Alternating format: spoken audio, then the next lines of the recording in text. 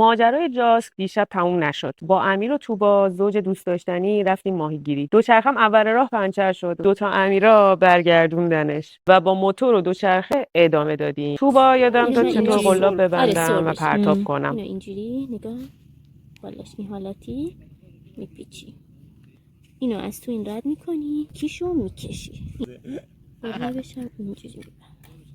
قلابش خورده کمک میخواد، اینو از تو این رد میکنی کشی. من اینجوری تومه میزنم بقیه رو نمیتونم.